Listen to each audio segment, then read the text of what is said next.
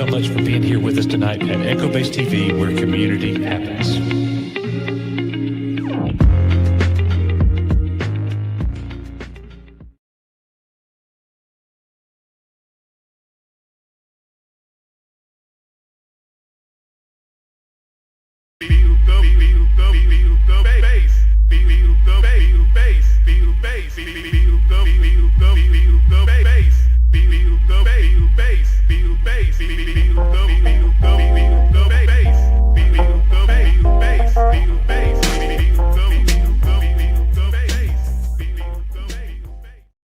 We are here. What is up, everybody? Let's do this. Hello. Thursday night. I got my camera turned off. There's a stain on my shirt. I'm sorry. I'm out of town. My freaking laptop camera and the lighting in here sucks, just like my audio probably sucks right now. No, your audio sounds fine. Everybody's just going to have to. Yeah. Everybody's just going to have to look at Risman. You've looked in a while. Yeah. Oh man. Everybody's just going to have to look at Risman tonight. I'm shined up just for you all. Shined up. Hello, everybody. Welcome back to the channel. So glad to have everybody here. We have Legion of Maw in the house. We have our old friend Venger. We have our old friend Scott Westbrook with a $5 super chat. He sends in a Fox super sticker with a thumbs up saying, "Good job." Thank you so much, Scott. We appreciate that. We have the guy in the little box below me and Nick, Matt Risman. Hello, Matt Risman. Nice to see you, Matt Risman. We also have with us the almighty Rogue Sarge. I got to say, huge thank you to Rogue Sarge. He sent me, ladies and gentlemen, and I'm going to show this on camera. I'm not going to show it tonight, but I'm going to show this on camera. He sent me a G.I. Joe Tomahawk. That's the chopper. Oh. Heck, yeah. Came in the box. It is in incredible shape. I could not be happier. He will be displayed on top of one of my display cases with the G.I. Joe figures, and I'm very, very excited about it. Thank you so much, Rogue Sarge. That was a great, very thoughtful gift. Also want to say hello to Mexican Iron Man in the chat. Save the date, February 14th. Risman to marry Kathleen Kennedy. Matt Cave Gaming, what is up, my old friend? Good to see you. It's been so good, like just having contact with Matt Cave. Like he's helped. Matt Cave sent you something too, didn't he? He sure did. He sent me a video capture card, everybody, so I can record and live stream PS5, and it is set up and it is ready to go. So and it's hardwired now. So our little failure of a live stream that we had where we tried to play, I won't have that problem anymore. Like it'll work. We still had that problem when we played not streaming. I think it's the game.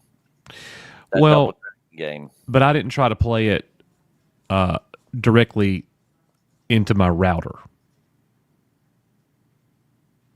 Oh, I thought it was hardwired. It was hardwired, but not directly from my router. Oh. I had like a switch, a gigabit switch. Okay. That it was running. That thing's on the other side of the house. But anyways, like nobody wants to know about all that. So anyways, we will try to play again. Hail to Star Wars Mom in the house. What is going on with you? Oh my gosh, Bobby. He sent me a Tomahawk and he sent us a $20 super chat. Good evening to everyone at EBN. Rogue Sarge is the freaking man. Thank you, Rogue Sarge. Oh my gosh. We really appreciate that. Let's see. Alan Copeland is in the house. I love this. Old geezer gamer. My childhood was awesome when I can identify most of these movies in a 1-second snippet. Talking about our pre-show. We do have the best pre-show on YouTube. I got to say that. Yeah, it was pretty good. Speaking of gifts, Tom Connors from Midnight's Edge just got to Mexican Iron Man's tonight, and he actually brought me a couple gifts that I'm going to show on camera. Next time I'm on camera, it's Darth Vader in early bird special packaging. Oh, nice.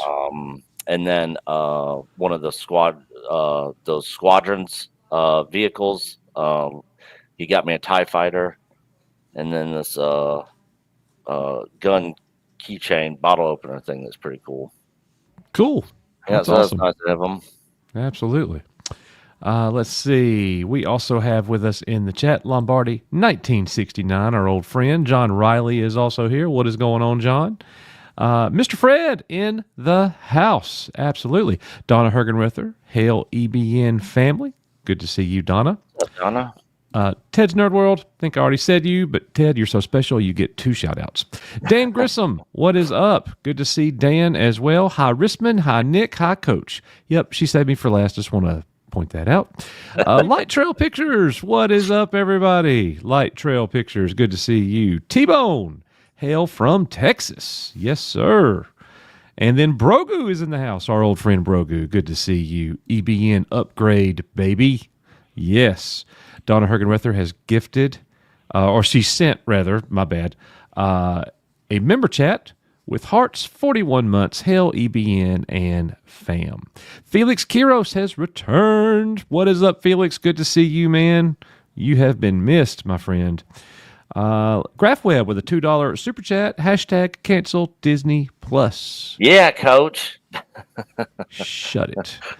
Most consistent man on YouTube. But you know what, GraphWeb? I've been a Disney Plus premium subscriber for so long. I'm consistent as well.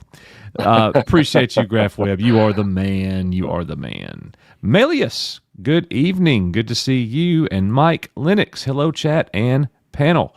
So I think that got us all caught up. We got 43 people here at the time. Guys, got a lot to talk about. Right off the bat, I want to jump into this one.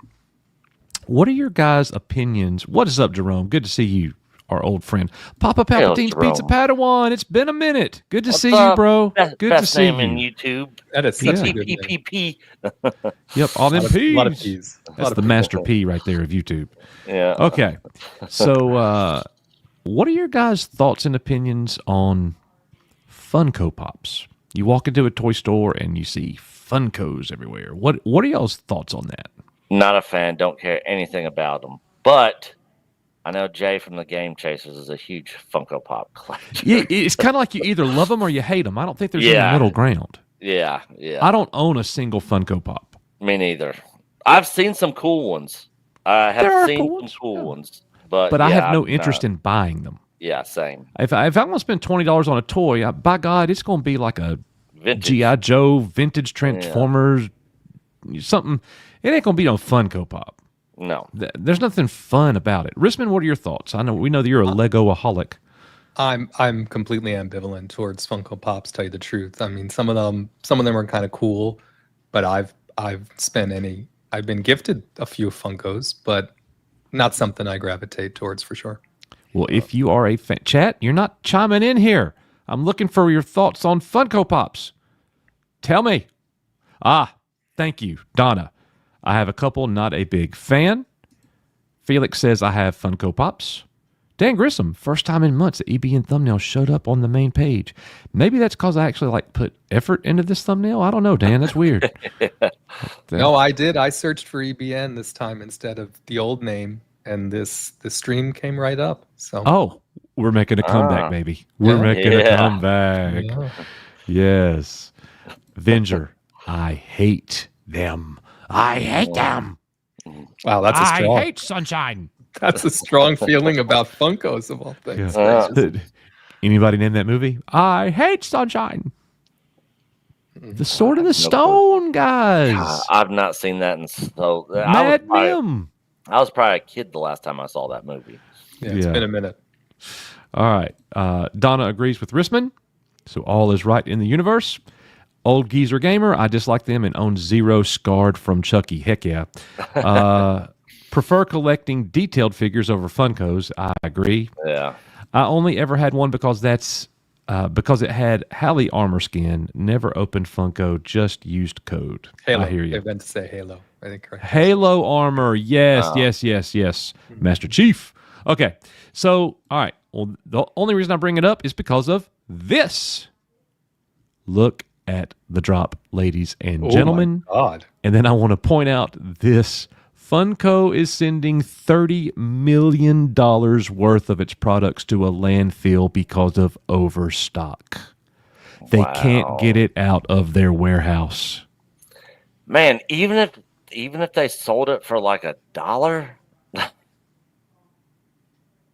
Yes, And then, bad. do you like the way that they used a Grogu? They used a Grogu in I the picture. love it. Uh, Yeah, I was just about to say, I wonder how many Grogus are in that. This is like the ET Atari games in the landfill. You know. I think the whole Funko thing, it was like one of those things that kind of caught on and was popular for a while. It almost reminds me of the reissue Star Wars Power of the Force line. You know, when they came out with those, it was like It was hot. It was hot, and it was hard to get some of those figures. Got to get that Leia, $50, y'all. Yep, they didn't make a crap ton of them, and then they just started flooding the market with, especially when the prequels came out. Yep. Man, those figures were everywhere, and now you can't even sell that stuff now. What's funny? Nothing happened in March except for on a Friday afternoon, there was a pretty big sell-off. The stock started to plummet, and that momentum just continued, and it has not made a comeback yet. So that, to my knowledge, that's it. It's not like we're going to pull a Cracker Barrel and try to change our logo, and we're not going to make Funko Pops anymore. So anyways, just wanted to throw that out there. Funko has popped. And yeah, pun intended. Wow. All right. Nick, favorite arcade game of the 90s? Chat, you too. That's a tough one. Risman, do you have one? From the 90s? No. Yeah. You mean like going out? I mean, I have playing in several. the arcade.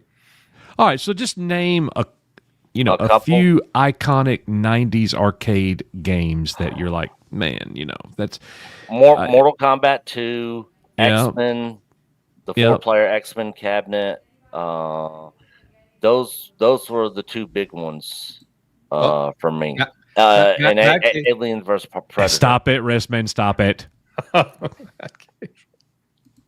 T2 Arcade was awesome. Simpsons was fun. No spoilers. Ninja Turtles. What about, do y'all remember the arcade game with the Golden Axe was another Police one. Trainer? Oh, I did play Golden Axe, actually. Did y'all play Police Trainer? Police Trainer, no. It was cool. If I saw it, I might recognize it. There was like a red gun and a blue gun, and you're like at the shooting range and doing all these shooting challenges. You know what? I did play that. When you said red gun and a blue gun. Yes. I know exactly what you're talking about. Yeah. That was a good one. The Ninja Turtles arcade games were iconic. I'm with Nick on the Mortal Kombat 2. When you're so used to playing it on console, it's really weird playing competitively on an arcade machine. I always got destroyed by some stranger standing next to me, and he's like, flexing on me because he beat me in Mortal Kombat 2 at the arcade, and I just wanted to smack him. Anyways, I'm like, give me a controller and we'll see what happens, kind of thing. But anyways, Golden Axe, that's good stuff. So yeah. Anyways, Altered Beast. I like Altered that Beast. one. Yeah, that was good. So boom. Terminator 2, the arcade game, coming to a arcade 1-up near you, ladies and gentlemen. Yes.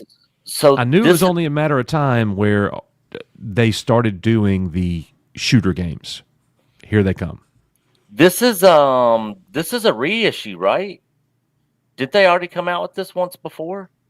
I have no idea. I'm pretty sure. I think this why. I think this is a reissue because I actually saw this. I haven't read the article. They're selling it at Walmart. They're selling it at Walmart for $600. So if they, I don't think so, Nick. This is, maybe it is. This is Terminator 2 Deluxe. Yeah, Deluxe. Yeah, because I'm pretty sure they came out with this before because I wanted to get this. I think originally this came out like a year ago. I don't know the difference between the Deluxe. I can tell right away. I could tell. I mean, now that I'm looking at it, I can tell right away. It's a full size cabinet. Oh yeah, it's probably a bigger cabinet, bigger screen. Yep, it is a full size cabinet. 17-inch color monitor. Yeah, it's not going to be the little bitty. You could pick it up by yourself. Well, you probably can pick it up by yourself, but yeah. And if you don't want to go to Walmart, you can buy it on Amazon for $5.99, and they'll prime it to you. Send it right to your house. So I would not have any interest in this. Not that I hate the game or anything, but there's several arcade machines I would rather have than the Terminator 2. Yeah, January 23rd, 2022 was when the first one came out. So this is, I would love to have this. This in the Tron cabinet. Tron, yeah. The Tron cabinet is only great for aesthetics. Yeah. The game sucks. It's not great, but I have nostalgia with the game. So even though it's not really that great of a game, I still have fun playing it. Donna, you're absolutely correct. We had a Nick didn't even live here. We had an arcade in our mall. I think it was called Pocket Change. I can't remember. It was. Well, no, this one's before your time. Well, Pocket Change is what it was when I was working at Sears and Hibbett's when it was still in the mall. Well, then it wasn't Pocket Change. Yeah, so it was probably. I'm talking about one in the old mall before they redesigned it, and it was in the very front of the mall, like the very, very front. And you walked in there, and there was the coin machine in the front. You could only play with coins.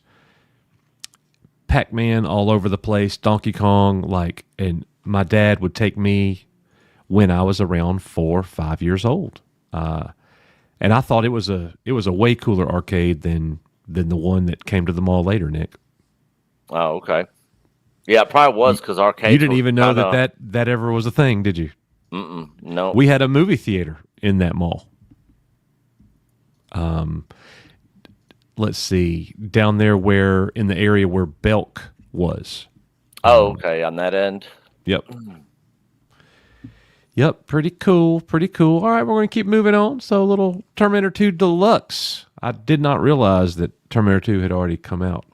So, all right. We've been watching it. We've been talking about it. Nick and I got the video up, the episode 4 review on Patreon last night. How many of you guys have been watching Alien Earth? What are your thoughts about it? I've got several thoughts myself. I've not really talked to Rissman about episode 4. So let's do this. Let's start with the positives. Either one of you can start us off. What are your positives? Are you enjoying the show? And let's talk, the series as a whole and episode 4 as well. Either one of you. I'll name just a couple quick positives for me. I like a lot of the practical effects that are used. I like the music. Anytime I like the addition of new alien creatures from deep space. It's not just the xenomorph; it's several others, and there's either one or two that we still haven't even seen yet, which has been cool. And those are the 3 positives for me. Rissman? Yeah, and for me, I echo the set design, the practical effects. The way in which it's produced, it feels very real, and especially because I think they filmed it in a tropical, right? I think it was the Philippines or Thailand or someplace like that, where they did a lot of this filming. So when they make shots of that island and all this stuff, it feels very big, even though it's not a big place. You know what I mean? It just feels real. Yeah. And I also, so what I'm really enjoying is probably a negative for some folks, right? I like the fact that they're really spending time on the whole synthetic part of it. What does it mean to be alive? How does it all work? And then really showing some of the pitfalls that seem to be coming now from, this hybrid program and just the way they went about that. And of course, this person in the screen here, showing in the screen, Boy Cavalier, the big boss, so to speak. I mean, as soon as they got a hold of those alien samples, right, he dropped that hybrid program like it was like forget that. You know, I want to old news. Yeah, I want to play with aliens now, right? And so I think they purposely left that part of the story a little bit dangling now, because you start to see what's happening with those hybrids. So I like that a lot. Like Nick said, I like the new alien species. R.I.P. that sheep, boy. That sheep is creepy. Man. Yeah, that's creepy. And so yeah, the music is good. And I think they've expanded on sort of, it's a little Andor-y in a way. I know now why some people made an analogy there, because they have shown some of what's it like to live in this world if you're not really like high up in a corporation, you know what I mean? Where Morrow's out and about, and you sort of see where the normal people are living and what their quality of life is in this fully industrialized society. So I found a lot of the sci-fi part of it to be surprisingly good. Is it a great alien show? I'm sure that's where we're going next. Yeah, we're keeping it positive right now. We can come back. We can come back to that. I haven't got to share mine yet. Go. Oh, I just assumed you had a 7 out of 10. Yeah, we're gonna be in agreement there, Rissman. So just hang on a second. I like like Rissman saying, I think the multiple story threads work well. Now, to make it interesting, I love the whole what does it mean to be human aspect of it. By God, if Spock is human, then you know what I mean? Like, I like that part as well. I don't like the appearance of the little eyeball alien creature. And when he took over the sheep, I had to turn away. It was too gruesome for me. Mm-hmm. But I'll tell you this, once he took over that sheep, I was totally mesmerized. And when they were talking about the intelligence of that species, and it's the freaking sheep now, that really worked for me. I think the acting has been really, really phenomenal. I think the show looks really good. I say the acting is phenomenal because there are some characters that I hate, and I think we're intended to feel that way. Some of the characters really get on your freaking nerves. I don't even want to be around children after I watch this show, because they're doing a job well done.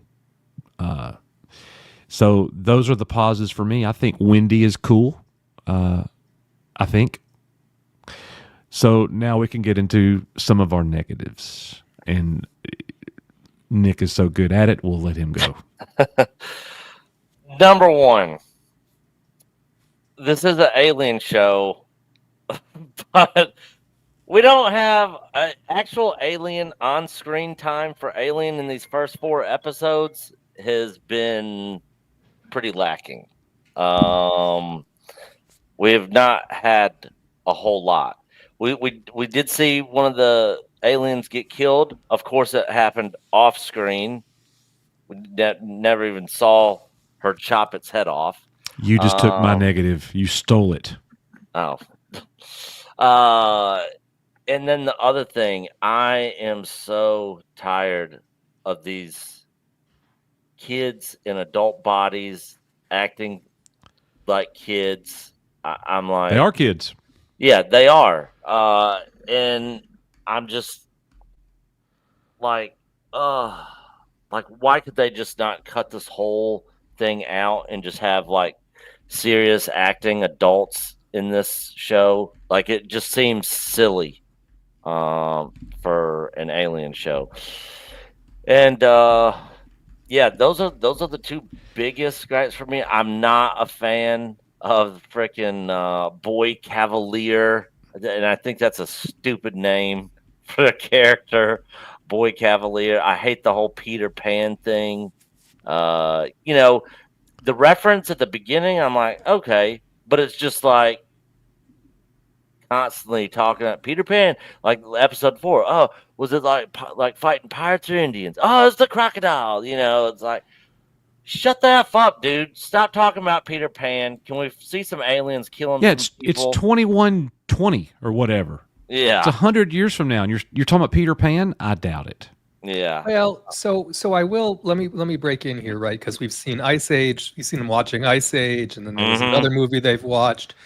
So part of the story he's telling here is around the stagnation of humankind, right? When it became corporatized. And so this looking back and talking about things from the past, including her brother's infatuation with baseball of time gone by, that's a purposeful, whether you like it or not or agree with it or not, I'm with you, right? But that's a purposeful part of this story, kind of to show what they have to latch on to and why.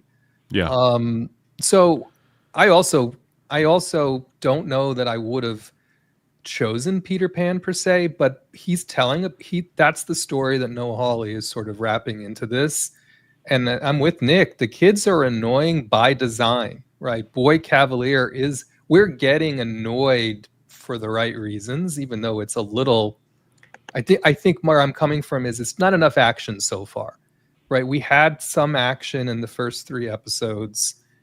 Then we had this 4th episode. Now the 5th episode is going to be a flashback to what happens on the ship. So we will get some action there, telling that what caused them to crash and what went on there. So that leads you to believe 6, 7, and 8 is going to be what happens when the xenomorph that's been hatched starts to grow and they try and imprison it. We know from the trailer it breaks out and wreaks havoc on that island. So I think, like many of these series, they're damned if they do, damned if they don't. In other words, we're used to a 2-hour movie that's full of aliens and one bad synth, and they're trying to kill the aliens and survive, and so on. That works great for a movie. It doesn't work really, great though. for an 8 episode. None of the aliens movies have a whole lot of aliens. Well, no, but it has a focus on the xenomorph wreaking havoc for the majority of the movie. Yeah. Right. And it doesn't work in an 8-episode series, right? An 8-episode series, if every episode you've got the alien act, you know what I mean? It becomes too much. So I think we're going to see it more here as it moves on. To me, this story is more of a discussion on what humanity means, in the context of a dystopian future that has aliens in it as protagonists than it is really a story about a xenomorph. Okay. I got a feeling I'm probably gonna like the final 4 episodes more than the first 4 episodes. And one other thing, I don't know if Quentin Tarantino is secretly directing these things, but I'm so tired of seeing this dude's feet. You see it in this picture in this article right here, walking around barefoot, and he's like in the episode 4, he's using his foot, comes right up in camera frame, then he uses his foot to point, like to sit down over there, and I'm just like, dude, with the feet thing, like chill out. Like I'm so tired of it. Yeah. So that's having a lack of the xenomorph and having the xenomorph share, I guess, screen time with other alien species that's not a xenomorph can be problematic. But the one thing that took me out of this last episode that I thought was really strange, it was kind of cringe. It was kind of cringe. I can't think of a better word for that. Wendy speaking the xenomorph language and then having she befriended the baby alien. Almost like she charmed it, right, Coach? It was like a snake charming in a way. She's sitting there petting it. Mm-hmm. And that, unfortunately for me, gave me Alien Resurrection vibes. And I don't want to ever be reminded of that god-awful movie. One of the worst movies I've ever seen. Ripley had that connection. And I use the word Ripley very loosely in Alien Resurrection, if you guys even remember that movie. For me, that's I didn't enjoy and she did the language like way too long, and it was such on a whim. Boy Cavalier, like, oh, just try. Just open your mouth and let it go. And then all of a sudden, she's speaking the language in perfection. Well, and that whole thing about that, and the other one, the other girl having a breakdown, thinking she's pregnant and all that. This is it's two different examples, right? In that case, that girl still thinking she's human, right, and not accepting the fact that she's really synthetic. And then you saw it again with Wendy. Wendy not thinking that she couldn't possibly verbalize what she was hearing, because again, she's thinking of herself as human. And then he was like, you're basically a speaker. Just project it out, right? Like he said to the doctor, right? He said, Dame Sylvia, he's like, this is not a gab problem. This is an IT problem, right? He's in his mind. He's, it's very, so it becomes very artificial. And that's when she was able to verbalize it in a way that humans could hear. I'm with you, Coach. I don't know if they're setting her up to be the pseudo queen. Since we have no explanation on why it appears that only she is able to hear them or to communicate in some way, it is a little confusing at the moment. I'm sure they won't leave us hanging, right? So is she gonna team up with the xenomorph and use it to kill everyone, right, and rescue her brother? Is the other kid gonna bring the brother in? Is he gonna get a face? You just don't know where it's going at this moment. And with 4 more episodes, and they've been long, right? They've been approaching an hour, and it hasn't felt poorly paced, right? It's just like, okay, we got 4 more hours of this to go now, and I'm still a little unclear. How does Morrow get to the island? I think he does. I think we've seen him there in a trailer. You know what I mean? So we know some other things are going to happen. They haven't really given us a huge clue as to how. Maybe that's good. Have people tuned out? It's the #1 streaming anything now. Yeah, I don't think people tuned out. It's not worth tuning out. Like we're hitting it with the negatives right now, but I feel like with Nick, I think the last 4 episodes, I think this thing could finish very strongly. This is just part of the story that's going on. And as far as the alien speak going on, I wasn't saying that she's communicating like where you can like the alien can understand her. That I never said that at all. I'm just saying it was cringe to me to have her talking gibberish xenomorph anyways. Like that was just really weird to me. More like a parroting, right? Or a mimicking. Yeah, and I've seen many other synths in this franchise, and I've never seen one be able to do anything like this. So that's to me, that's weird. But hey, if it works for you, it works for you. And that's the thing. By the way, I still think Timothy Olyphant is the best actor. He's great. Yeah, I agree. I mean, gosh, I still cannot believe it's the same guy who played Cobb Vanth, because he couldn't be any more different. Couldn't be any more different. And this really, that didn't. I mean, all deference to how he played Cobb Vanth, it was fine, but that sure didn't show his acting chops like this did. But on your point, Coach, I think they're all a little confused about why these hybrids seem to be able to do things that a traditional synth can't. And up to this point, this is what Dame Sylvia and the other guy, and that Arthur guy, ends up being her husband. I didn't see that coming, right? Yeah, but that's what they thought they were supposed to be figuring out, is what happens if you infuse the human consciousness into a synthetic body. What does it enable? Other things? Does it allow the human mind to grow in a different way that a normal synthetic can't? And that's what we're starting to see here. Or was there something about her before, Wendy, that came with her? I really don't know. I really don't know. All right. Well, thoughts on the next episode? Are we looking forward to it? Yeah, I had that little snippet. We don't have to play it, right? But they're putting out these little snippet trailers beforehand, and the next one is called "In Space, No One, ... And it is, again, it's what happened 17 days before they reached Earth. What all happened on the ship to ultimately culminate with Morrow locking himself away and the rest of the crew biting it, and who got the xenomorph out. You know what I mean? Because you know what's going to happen, right? Someone's going to get infected. The xenomorph. Yeah, we know the story. Yeah. Right, but they're going to show us how it all went down. So I think, it's going to be a very action-packed episode. So yeah, I'm looking forward to that, because they've proved they can do that well. There just hasn't been a lot of it. Yep. I'm with you. Nick, you were going to say something? No, yeah, I'm looking forward to it.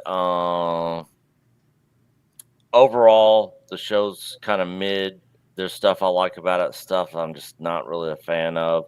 But I'm giving them the benefit of the doubt. I'm gonna keep watching the episodes and see what how this whole thing turns out.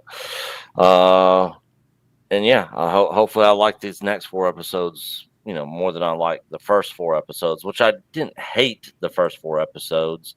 Um, the Well, I mean, I first don't think that you didn't dislike them either. I think no you liked them no fine. Yeah, I did. And there's just certain aspects of it, certain things about the episodes where I'm like, but and I've seen a lot of the criticisms out there, and for me, So I what are the don't. criticisms? I haven't seen. I don't look at anybody's stuff. So Yeah. So I've seen people just talk about how there's a whole lot that's just not happening. It's just too much dialogue. It's more of Android show, all that sort of stuff. And I get all that. But this is a TV show. And when there's TV shows, like this, you can draw out more character development, world building, setup, all that sort of thing. So, I'm hoping to see a big payoff come these last 4 episodes. And see, I didn't know next week's episode was a flashback, so that's going to be interesting. And that's probably going to be a fun episode. This next episode, which will be episode 5, could turn out to be, one of my favorite episodes of the show so far. all right. Well, We'll with that probably being get a lot of said, alien and Marcos, eye creatures. Yeah, because we know that eye creature ends up in the cat. If you thought it was bad in the Yeah. sheep, I'm not looking forward to getting into that cat. Yeah. No I way. hate cats, so Oh, you'll be fine then. yeah, I'll love it. Yeah, for sure. all right, Marcos A with a $4.99 super chat. Nick, Mr. H did a story about her speak the language. Director came out and clarified exactly what it means. Yeah, So- so I saw he did a video on that, but I've not watched it yet. I did watch his review for episode 4, but I've not seen that video. But I did see it, and I'll more than likely I'll end up checking it. It's on my to watch list, so more than likely I'll watch it tonight. All right, cool. Thank you so much, Marcos, for that $4.99 super chat. We'll check that out. And then John Kokoza, our old friend, What's up, John? $5 super chat. There's some great things about the show and some really dumb things. It's a mixed bag, but overall positive, worth waiting to see the finale. I agree with that. Yeah. Yep. Yeah. I totally agree with that. I'm going to say something now that some people may find shocking, maybe not at this point, right? But I would much rather see them put the money into making another season of this than the next Star Wars thing at this point. Yeah, definitely. What's Star Wars? Yeah. Well, you know what I mean, from a television thing, right? As opposed to them putting similar money into making Mandalorian season 4, whatever. You know what I mean? Whatever is not Ahsoka season 2. I'd rather see Noah Hawley get the money to do another season of this. Completely agree. Completely. Yeah. There's so much better entertainment out there than anything they've done. Yeah. Like, I'm halfway through watching F1 right now for the first time. Oh, I love that movie. Golly, it's amazing. It is I so haven't good. seen it yet. Yep, I'm going to finish it right after the stream tonight. And I have a tidbit on F1 that ties into our next topic, actually. John Kokoza, thank you so much. Marcos, thank you so much. We greatly appreciate those super chats and you guys supporting the channel. All right, so next up, speaking of Star Wars, Lucasfilm announces the casting for Star Wars Starfighter. They have added Amy Allen and Amy Adams. Amy Adams. Sorry, yeah, whatever her name, the redheaded girl, and Aaron Pierre, who I watched him on that Netflix movie, and it was good. And he's It going to was be in the really Lanterns good. thing that's coming out as one of the main lanterns. Yeah, I like him. Yeah. So, anyways, you see the rest of the list here. We got the Matt Smith announcement a week ago. So apparently they're feeling good about their cast. Still don't know too much about the movie. They have begun production. So it's going to come out May 28th. May 28th, 2027. So there it is. You guys have any thoughts? What's your little tidbits you wanted to share? So 2 tidbits, right? So next to Gosling there is the young actor. His name is Flynn Gray, who's apparently playing, his real name is Flynn Gray, the actor's name. Don't know his name in the show, but he is playing, apparently, if we believe the rumored plot, he is playing the nephew of Ryan Gosling's character, and Amy Adams is rumored to be playing his mother. So if the whole premise is he's got to get the kid away and do something, blah, blah, blah, it leads me to believe that Amy Adams probably doesn't have a huge role, probably similar to like a Sigourney Weaver in Mandalorian and Grogu. Maybe it's a flashback. Maybe she's killed off. I don't know. But somehow, or maybe she gives the kid to Ryan Gosling for safekeeping. I don't know. So that's a little tidbit about that. And then secondarily, you mentioned F1. The cinematographer for this movie is the same cinematographer who did F1 and Top Gun Maverick. And so if you get an idea then of kind of, we've speculating, are we going to see starfighters flying or some action then, yeah. It sounds like with that cinematographer attached, you can infer that the script calls for some significant action that would lend towards, his expertise. So that those little tidbits I just gave there, I got to give credit to Jeff Snyder. Those come from Jeff Snyder's newsletter from today. So I have to tell you honestly, with this additional casting, real actors attached, real cinematographer, Jonathan Troper's writing it, Sean Levy's directing it. This could be a banger. This could be a real movie. Right. And I'm not trying to be overly negative to what we're getting for Mandalorian and Grogu, but to me, that's a television episode on the big screen. I feel no hype whatsoever about that movie. Mm-hmm. Don't care. Same. It might be great. I might watch it and think it's fantastic.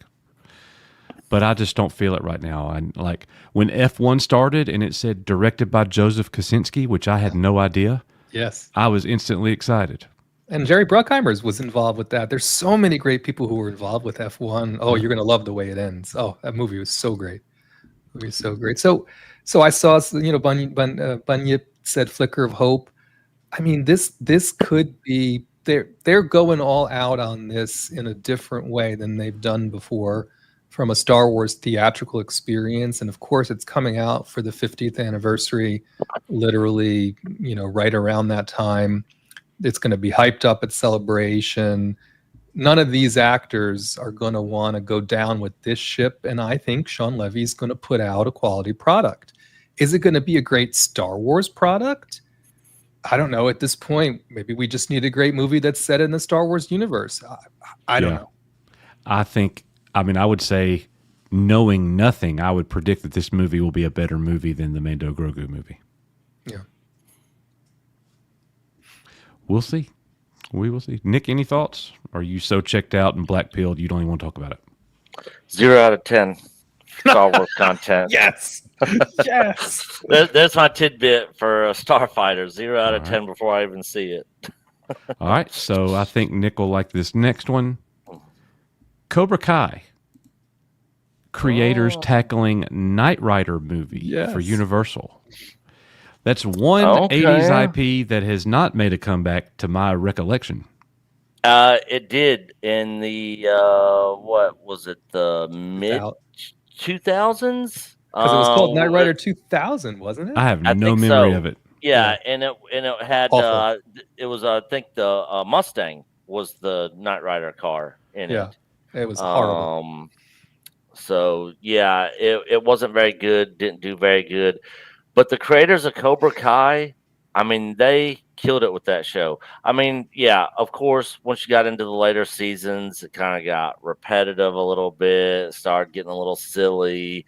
But for the most part, overall, that was a fantastic series. I loved it. I watched every single season of it. So, man, those guys know how to make a good show. So if they're involved, with doing Knight Rider, because I loved Knight Rider, Dukes of Hazzard, and the Fall Guy were like my three shows back in the 80s and the A-Team. So yeah, if they're doing which funny thing is, I actually just watched a short documentary on the A-Team, and the guy who played Hannibal in it and Mr. T, they did not like each other.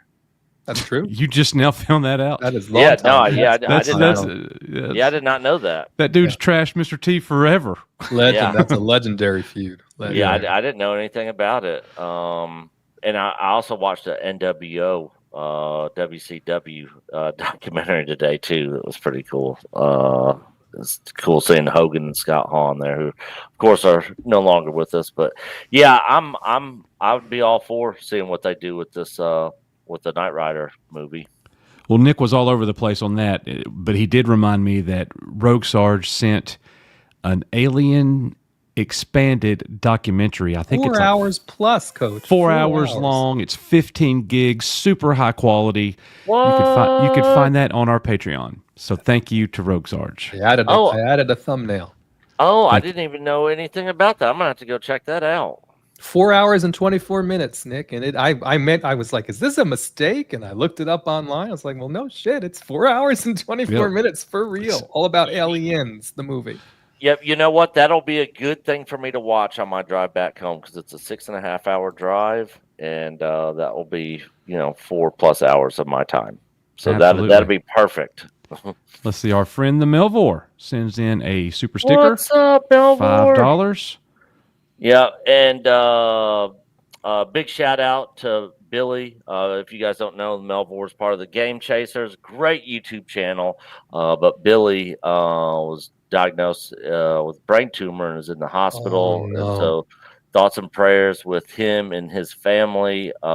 He's a great guy, super chode guy. And I hope everything, ends up panning out for him.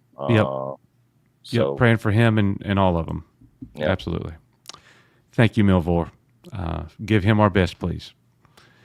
All right. So I hope. I mean, on this Knight Rider, this is one of my all-time favorite franchises from my childhood as well. I remember maybe the one time back in the 80s when we made a trip to California to do Knott's Berry Farm and Disneyland. And we went to Universal Hollywood, and it was right at the height of the show. And because they had a kit, the car was there with the red light going back and forth, and you could approach it. And I was young at the time; I didn't know any better. But clearly, they had a team member off site, on a microphone, but it was coming out the car, so you could actually interact with Kit, and it was you're interacting with that person, but you're having like a real conversation, with Kit there. It's still a very fond childhood memory, obviously. I think that if anyone will do this right, it'll be these Cobra Kai folks. They talked about wanting to do something with Back to the Future. They talked about wanting to do some other things with their favorite 80s franchises. So I'm just glad to see that they're getting a chance to do something. I didn't have it on my bingo card. Now, of course, I don't know that David Hasselhoff, maybe he'll have a cameo, maybe he won't. I just hope it's a great Knight Rider story, and it's not like, reinvented for the modern audience, or what I mean. I hope it's true to its roots, and I hope they use the Trans Am, the whole 9 yards. You know what I mean? I hope they do it up right, make it theatrical, and I hope people will enjoy it. It's funny. Nick talked here. I'm going to shrink this down, and we're going to bring Knee Pain in. What is up, my friend? What's up, Knee Pain? Hey, everyone. Wow, he's got his whole setup in the van this time. Yeah, he's ready. So ready to go. We're talking shows. They're apparently starting production on a Knight Rider movie, and I'm just going to assume I didn't go into the article, but I'm going to assume this Knight Rider movie is not going to involve David Hasselhoff. I mean, probably not. As long as they keep it like not in our era, like 70s, 80s, when computers like now, if you introduce a talking car, people wouldn't be surprised. In 2025. Right. Talking car with AI, right? It's got to be. That's why I think it has to take place like in the 80s. So it's got to be retro. This is true. So Nick mentioned some of his favorite shows in the 80s. He mentioned A-Team. He mentioned Knight Rider, Fall Guy, and he mentioned somebody in the chat said Chips. I totally forgot about Chips. You mentioned Dukes of Hazzard. Okay, when you say every one of those shows, I'm like, I watched them, but they weren't my favorites. None of them were. Really? And I'm like, what did I watch in the 80s? And I start thinking to myself, and here's what's crazy. The chat's going to be like, oh, finally, Coach has been exposed. Now we get why all of his takes are so bad. I don't like comedies today. I don't watch them. I don't think they're funny. They're so rare for me to watch something. But when I was a kid, I watched Alf. Mm-hmm. I was about to say Elf. Yep. I watched. But if you watch it now, it's kind of cringy. But yeah, I watched Growing Pains. Growing Pains. Yeah. Family Ties. Growing Pains. Who's the boss? Different Strokes. I watched Night Court, and I love Night Court, and I still like Night Court. So it's really weird for me to reflect on that, because I don't watch anything even close to that stuff today. Mr. Weird. Belvedere. There's another one. Yeah, Mr. Belvedere. Yeah, no, I'll pass. But I mean, we had it's just so different. Those shows, we had so many sitcoms back then, right, from the 70s into the 80s, and then Growing Pains. Then as we moved through the 90s, Different Strokes was another one, right? As we moved through the 90s, it started to trail off a little bit, and then with the advent of reality TV, I feel like a lot of this stuff just died. A lot of the comedies and everything that just died. The world changed. It gave us a really big foreshadowing event for decades later when they came out with My Two Dads. The world's never been the same. That was an attempt at humor. I have failed. That was with what's his face who played Burke in Aliens, right? Yes. I didn't watch. My Two Dads wasn't on my list, but Married with Children, Family Matters. We talked about. What else we see? Wonder Years. Wonder Years was another big one that was popular. Silver Spoon. Silver Spoons. Ricky Schroeder. Am I the only Airwolf fan? Martin was more early 90s. Airwolf. I loved Airwolf. I don't think Martin was 80s, buddy. No. I was talking about 90s. Oh, okay. Oh, yeah, Cosby Show, Webster, Punky Brewster. Yeah. I mean, these are all staples of the 80s.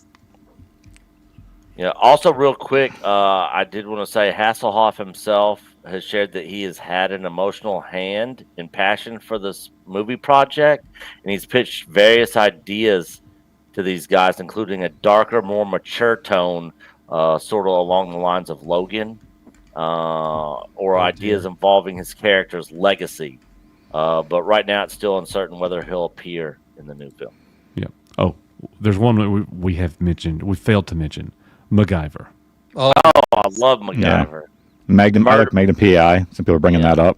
Murdoch, the one bad guy who died every episode he was in, only to come back, later on in the season or the following season. It's like, Murdoch, he's alive. And, by the way, John Kokoza is mentioning T.J. Hooker here. There's a T.J. Hooker movie in the works as well. Shatner's not a part of it, I'm guessing. I wouldn't imagine so, but they are. There is. That's another story. They've never made the cut on an agenda, but T.J. Hooker movie is coming as well. So some of these 80s series are being still reimagined now as movies. All right, so our last story that we're looking at is, everybody has talked about it. I'm not even going to lie. I didn't watch a single video, and I didn't even read the whole article because I really don't care all that much. But I do think it's funny to stand way back in the back and watch the world turn. Crackle Barrel? Disney's No. Boy Trouble. Oh. Studio seeks original IP to win back Gen Z men. They're wanting to make entertainment specific for 13 to 28-year-old males to bring them back in.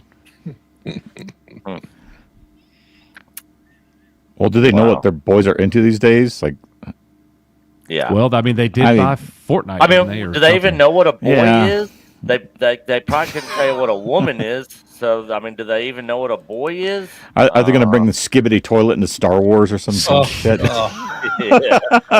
Oh my goodness! Yeah. So there's a Multi-sex mandate to recruit young males, and it goes as high as the C-suite. David Greenbaum, a former Searchlight Pictures co-head, is helming the mandate. Yeah, guys. I mean, is it too little, too late? Is it who cares?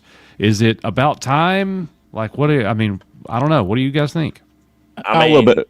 Who cares? But also an act of absolute desperation. Yeah. I don't think this is like, oh, we should have brought them back. Like, this should have been obvious. I mean, you're supposed to have like marketing team, like supposed to understand your focus groups, your target audience, and now it's just occurring to them, or they're acting like it is. I mean, Yeah, I agree with that.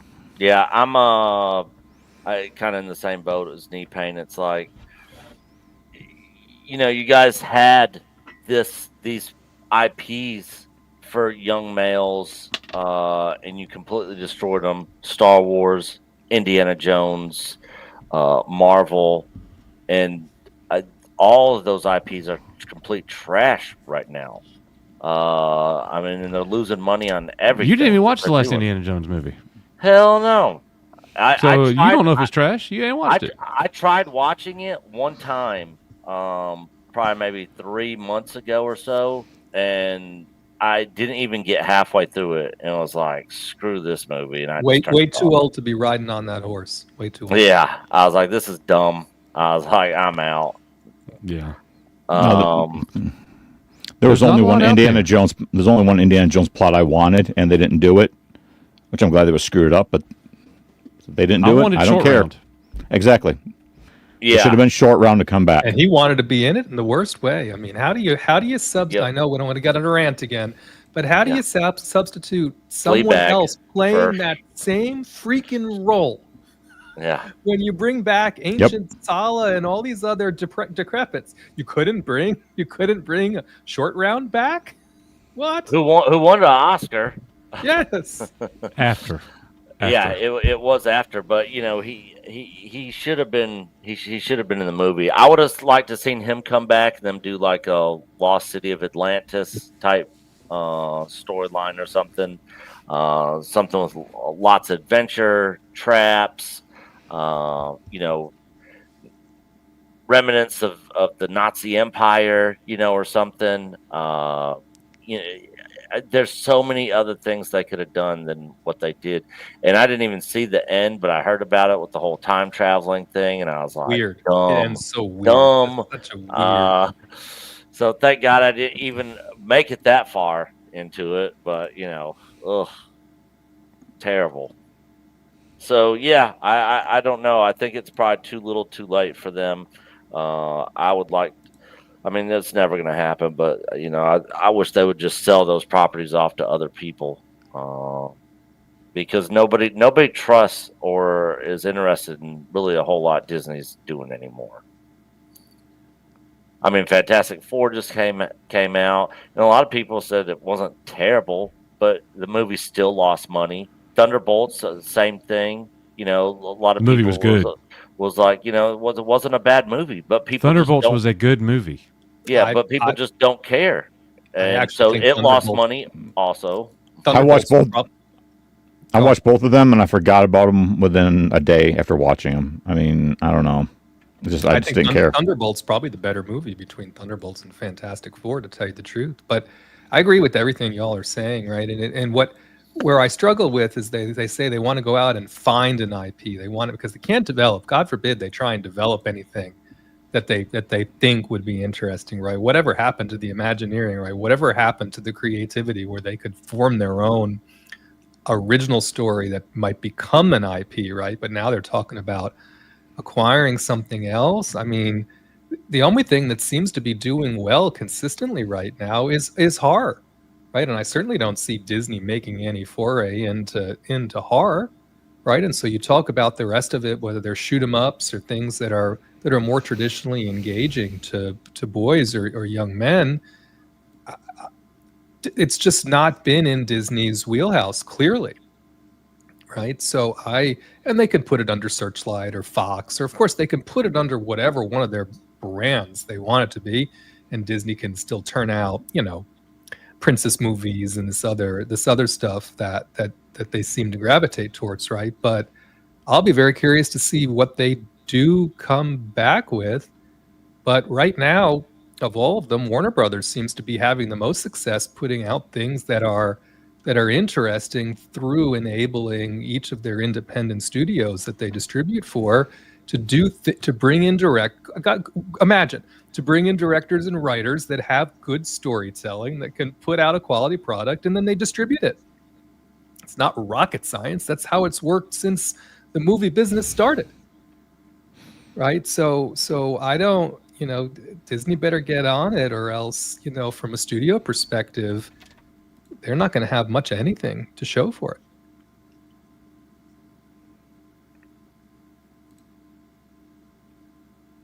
Awkward silence. Now again, don't everybody talk at once. Maybe they'll have maybe they'll have good success with Tron when it comes out. That looks like it has some promise. But again, that's an established IP that they've tried to revive now quite a few times. And the only reason I think they're doing it is it's in their parks, right? They're trying to keep Tron out there. So I don't even really count that, right? If it does well, that doesn't seem to be a solution to anything, to tell you the truth. I agree, but why did Nick all of a sudden sound like Mr. Plinkett from someone else's? I think Red it was Letter Tom Media. or somebody on his. It is. How's everybody doing? What's up, Tom? Hey, Tom. Hi, guys. How you doing, man? Nick brought me in he tag teamed me in. He tag teamed you in right here at the very end of the stream when we're about to say goodbye to everybody. Yeah, he couldn't wait any longer, so he decided to. Well, we're just glad that Nick showed up to begin with, honestly. Awesome. Yes, so you guys are talking about Disney and how they've screwed up and how it's like we're in this vicious cycle of like a decade ago when Disney was trying to get the boys before they bought Marvel and Star Wars, and they were trying Pirates of the Caribbean and Tron, and what's next? Lone Ranger and John Carter and Mars. Bring it on, I guess. Let's see how much more money they can lose on this instead of fixing the problem, right? Instead of actually going, you know what? Maybe we should fix Marvel and Star Wars. They're like, let's try this other stuff again, or buy something new. So that's what they're up to. So yeah, so it's fun for them. Idiots. Yeah, definitely. Going to be interesting to see. They could talk about making shows for young males all they want to. We'll see what happens.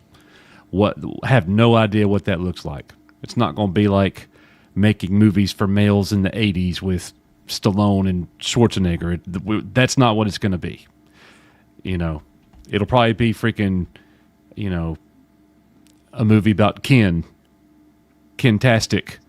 Who knows? I mean, we got Jared Leto and Tron, for Pete's sake. So yeah, Coach, you should know better than the rest of us, right? You interact with kids in this age bracket with some frequency. What are they into?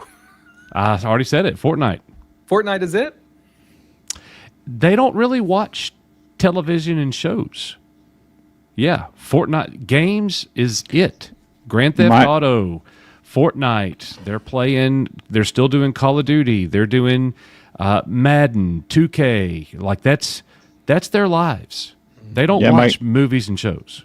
My kids come over, all freshmen, so we have the hangout house. They come over, they sit in front of our television. They don't put on a movie or TV show. They put it on like YouTube, and they look up creators that just share like just stupid shorts of pranks and gags and just basically dumb shit. Just mind TikTok shorts, 30-second videos, funny stuff. Yeah, memes. They love memes. Skibbity toilet. I mean, that's what they're into. And I'm sitting there, I'm like, you're wasting my television on this shit. Get off.